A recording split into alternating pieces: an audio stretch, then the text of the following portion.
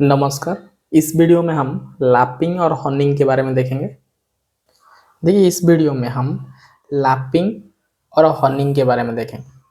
अगर आप पहली बार हमारा वीडियो देख रहे हैं, एएलपी के लिए फिटर ट्रेड का कंप्लीट ट्रेड थ्योरी जानने के लिए आप हमारा प्लेलिस्ट चेक कर सकते हैं। हमने प्लेलिस्ट में एक एक ही चैप्टर को छोड़ के सारी वेटेज चैप्टर को कंप्लीट कर दी। आप चाहे तो देख सकते हैं हमारा प्लेलिस्ट। देखिए, लैपिंग क्या है। लैपिंग एक सुपर फिनिशिंग प्रोसेस है। ये भी एक फिनिशिंग प्रोसेस है, ये भी एक फिनिशिंग प्रोसेस है।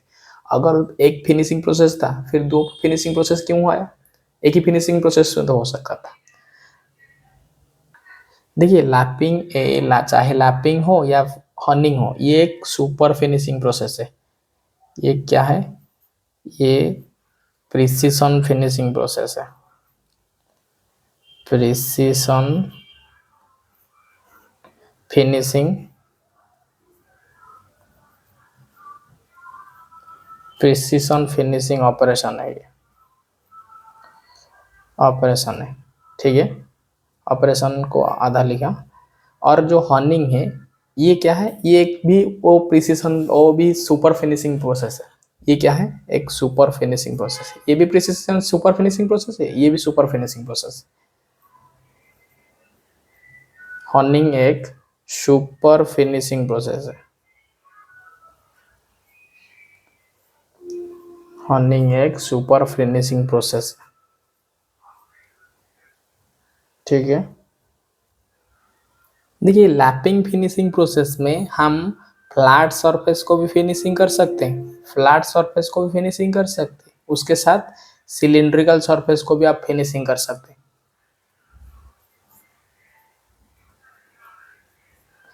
लेकिन हॉर्निंग में सिर्फ इंटरनल सिलिंड्रिकल सरफेस को फिनिशिंग कर सकते हैं, मतलब आप होल को ही फिनिशिंग कर सकते हैं। Internal internal cylindrical surface, internal cylindrical surface को ये फिनिशिंग करता है, ठीक है। ये फिर सुपर फिनिशिंग प्रोसेस है, ये भी सुपर फिनिशिंग प्रोसेस है। जहां लैपिंग फ्लैट सरफेस के साथ सिलिंड्रिकल सरफेस को फिनिश करता है, एक्सटर्नल सिलिंड्रिकल सरफेस को, वहां हॉर्निंग क्या करता है? सिर्फ और सिर्फ इंटरनल सिलिंड्रिकल सरफेस को फिनिशिंग करता है, ठीक है। और ये जो लैपिंग है, ये लैपिंग हैंड में भी किया जा सकता है, हाथ में भी किया जा सकता है, और मशीन में भी किया जा सकता है। लेकिन ये जो हर्निंग प्रोसेस है, ये सिर्फ और सिर्फ मशीन में किया जाएगा, ठीक है। और एक इम्पोर्टेंट चीज है, यहाँ लैपिंग करने के लिए हमें क्या करते हैं? एब्रेसिव पार्टिकल का जरूरत पड़ता है। एब्रेसिव एब्रेसिव पार्टिकल का एब्रेसिव पार्टिकल का जरूरत पड़ता है। लेकिन इसमें हर्निंग में क्या होता है ना? एब्रेसिव स्टिक का यूज होता है। ये क्या होता है? एब्रेसिव एब्रेसिव स्टिक का यूज होता है। यहाँ ये पार्टिकल में होता है, छोटा छोटा पार्टिकल में। यहाँ जो एब्रेसिव यूज होता है वो स्टिक में यूज होता है, ठीक है। अभी देखेंगे लैपिंग कैसे किया जाता है। लैपिंग लैपिंग कैसे किया जाता है? देखिए, लैपिंग करने के लिए दो चीज का जरूरत पड़ता है। पहला चीज है लैपिंग लैपिंग प्लेट, जिसको बोलते हैं लैपिंग टूल भी बोलते हैं। Lapping lapping tool lapping tools. और एक ठो चीज है जिसको बोलते हैं लैपिंग कंपाउंड। लैपिंग कंपाउंड, ठीक है। लैपिंग करने के लिए लैपिंग करने के लिए लैपिंग टूल का जरूरत पड़ता है, जिसमें हम बोलेंगे लैपिंग प्लेट, जिसको लैप बोला जाता है। जो लैपिंग प्लेट जिसमें लैपिंग किया जाता है उसको लैप बोला जाता है। और जो लैपिंग कंपाउंड है, इस लैपिंग कंपाउंड में आएगा लुब्रिकेंट आएगा, जिसको वेहिकल भी बोलते हैं, और एक ठो आएगा एब्रेसिव।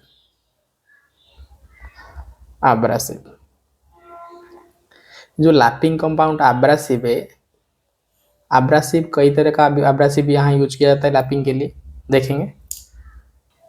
सिलिकॉन कार्बाइड यूज किया जाता है एब्रासिव, silicon carbide,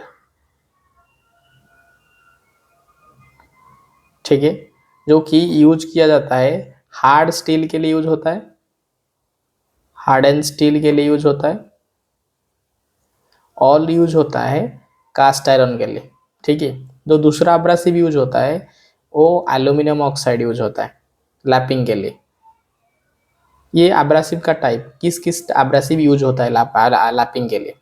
aluminium, aluminium oxide, aluminium oxide जो है ये जो इम्पोर्टेंट इसका है, ये नॉन फेरस मटेरियल के लिए यूज किया जाता है, नॉन फेरस, ये एमसीक्यू बनता है, नॉन फेरस मटेरियल के लिए ये एल्यूमिनियम ऑक्साइड यूज किया जाता है, ये इंपॉर्टेंट है, ठीक है। जो तीसरा एब्रासिव है ये बोरोन कार्बाइड है, बोरोन कार्बाइड है, ये ना डायमंड के बाद सेकेंड एक्सपेंसिव है, इसीलिए इसको इतना यूज नहीं किया जाता है। और जो फोर्थ कार्बासिव है वो एक ठो डायमंड है। ये जो डायमंड है ये सिर्फ यूज किया जाता है टंगस्टन कार्बाइड के लिए। टंगस्टन कार्बाइड को अगर आप लैपिंग करेंगे तो फिर आप डायमंड एब्रेसिव यूज करेंगे, ठीक है। टंगस्टन कार्बाइड,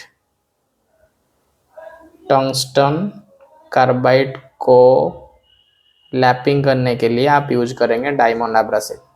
अगर नॉन फेरस मटेरियल को एब्रेसिव, नॉन फेरस मटेरियल को लैपिंग करेंगे तो आप यूज करेंगे एल्यूमिनियम। ये दोनों इंपॉर्टेंट चीज़ें, ठीक है। और ये इसको भी आएगा, जो सिलिकॉन कार्बाइड है वो हार्ड एंड स्टील और कास्ट आयरन को यूज करने के लिए यूज किया, लैपिंग करने के लिए यूज किया जाता है। देखेंगे लैपिंग कैसे किया जाता है। देखिए लैपिंग जो होता है, अगर प्लेट लैपिंग के बात बोलेंगे, ये एक प्लेट है, ठीक है, ये साइड व्यू समझिए, ये एक प्लेट है, ठीक है। ये प्लेट में ऐसे छोटा छोटा ग्रूव होगा, ठीक है। ये प्लेट है, प्लेट के ऊपर क्या पड़ेगा? प्लेट के ऊपर ये छोटा छोटा एब्रेसिव रहेगा। क्या रहेगा? एब्रेसिव रहेगा, एब्रेसिव रहेगा। ये प्लेट है। ये मोटा मोटा आइडिया लगाइए कि कैसे लैपिंग होता है। प्लेट के ऊपर एब्रेसिव रहेगा, एब्रेसिव के ऊपर क्या होगा ना, एक ठो वर्क सरफेस रहेगा। जिस सरफेस को आप लैपिंग करेंगे, अगर आप इस सरफेस को लैपिंग करेंगे, जिस सरफेस को आप लैपिंग करेंगे उसका फेस नीचे की ओर रहना चाहिए, ठीक है। क्योंकि ये एब्रेसिव बीच में रहेगा, नीचे प्लेट रहेगा और ऊपर वॉक्स जॉब रहेगा जिसको आप फिनिशिंग करेंगे। और एक चीज, जब आप लैप को चूज करेंगे, ये इसको लैप बोलते हैं प्लेट को, लैप हमेशा ये मटेरियल से सॉफ्ट होना चाहिए। देखिए लैपिंग करने के लिए लैपिंग टूल का यूज होता है, लैपिंग कंपाउंड का यूज होता है। लैपिंग कंपाउंड या एब्रेसिव जाता है। एब्रेसिव 4 टाइप का देखिए, सिलिकॉन कार्बाइड हार्ड मटेरियल के लिए यूज होता है, हार्ड एंड स्टील और कास्ट आयरन के लिए। एल्यूमिनियम ऑक्साइड यूज होता है नॉन फेरस मटेरियल के लिए, जो एमसीक्यू बनता है। बोरोन कार्बाइड नेक्स्ट एक्सपेंसिव बहुत है कार्बन के बाद या डायमंड के बाद। और डायमंड जो यूज होता है एब्रेसिव के हिसाब से, और जब टंगस्टन कार्बाइड को आप लैपिंग करेंगे आप यूज करेंगे डायमंड एब्रेसिव, ठीक है। दूसरा प्रोसेस लैपिंग कैसे होता है? लैपिंग प्लेट होता है, प्लेट के ऊपर एब्रेसिव दिया जाता है। एब्रेसिव लैपिंग करने से पहले एब्रेसिव एक प्लेट को क्या किया जाता है? चार्ज किया जाता है। चार्ज करने के बाद क्या करेंगे ना, ऊपर में एक वर्क सरफेस, जिस सरफेस को आप फिनिशिंग करेंगे उसका फेस हमेशा नीचे की ओर रहेगा। फिर क्या करेंगे, आप ऐसे मूवमेंट करेंगे। मूवमेंट करने से क्या होगा, ये बीच में जो एब्रेसिव पार्टिकल है ये क्या करेगा, मूवमेंट होने से फिनिशिंग करेगा, मटेरियल रिमूव करेगा स्मॉल क्वांटिटी से, उसके बाद फिनिशिंग होगा, ठीक है। बोलने का मतलब ये 2 प्लेट है, इसका बीच में छोटा छोटा बालू जैसा पार्टिकल है, इसको अगर ऐसे मूवमेंट करेंगे तो फिर क्या होगा, जो हमारा वर्क सरफेस है वो फिनिशिंग होगा। इस तरह का लैपिंग होता है इस प्रोसेस में, इसी तरह का प्रोसेस में ही लैपिंग होता है। ये देखिए फ्लैट सरफेस के लिए, अगर आप इंटरनल सिलिंड्रिकल सरफेस को ऊपर लैपिंग करना चाहेंगे तो फिर एक ठो ऐसा टूल आता है जिसमें से रहेगा, स्लॉट रहता है जिसमें एब्रेसिव लगेगा, और ये क्या होता है ना, इंटरनल फिनिशिंग करता है। ये सिलिंड्रिकल होल को फिर लैपिंग करता है, मतलब फिनिशिंग करता है। लैपिंग और हनिंग एक फिनिशिंग प्रोसेस है और सुपर फिनिशिंग प्रोसेस है, बहुत फाइन फिनिशिंग करते हैं। ठीक है, देखिए लैपिंग के टाइम यहाँ प्लेट और जॉब दोनों मूवमेंट कर सकता है, लेकिन हर्निंग के टाइम आपका जो जॉब वर्कपीस रहेगा वो कांस्टेंट रहेगा और हमेशा क्या घूमेगा ना, टूल कटिंग टूल घूमेगा। और कटिंग टूल मैनुअली नहीं, सिर्फ मशीन में ही ऑपरेट होगा और कटिंग टूल एक ही एक्सिस में रह के घूमेगा। जो कटिंग टूल का मूवमेंट रहेगा अपवर्ड डाउनवर्ड मूवमेंट रहेगा, जिसको हम बोलेंगे रेसिप्रोकेटिंग मोमेंट। ठीक है, हमें पता है, हम देखे थे जो हर्निंग है, हर्निंग में सिर्फ इंटरनल सरफेस को ही फिनिशिंग किया जाता है।